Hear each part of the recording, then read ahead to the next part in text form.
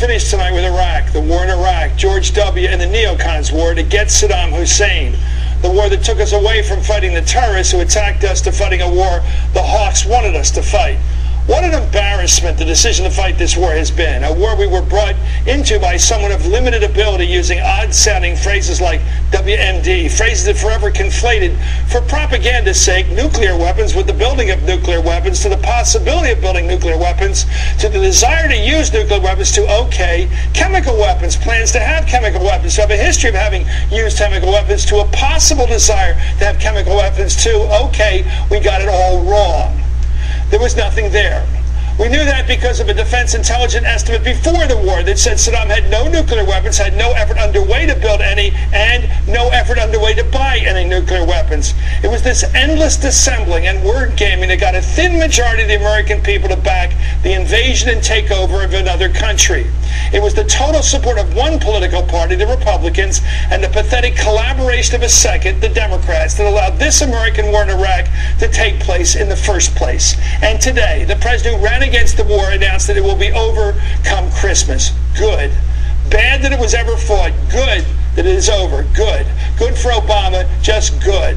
But again, and never to be forgotten, bad that we ever did it. Bad that so many Americans were talked into it by double talk and cheap propaganda that should have been cut through by the media like a knife through soft butter.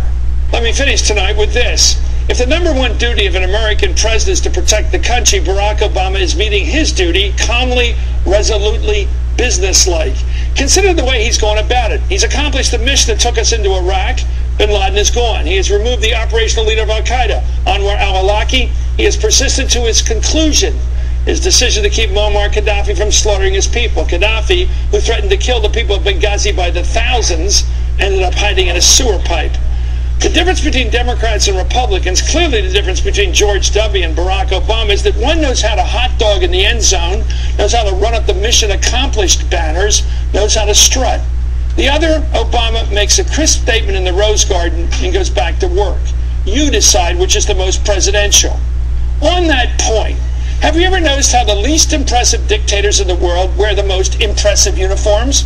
I think of the South American junta leaders flashing their epaulets, the same opera bouffe costuming the late Mr. Gaddafi favored.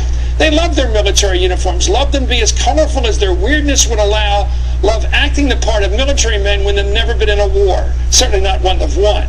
The lesson of today's denouement in Libya is that the unfancy, non-strutting leader is the one to put your money on in the long run.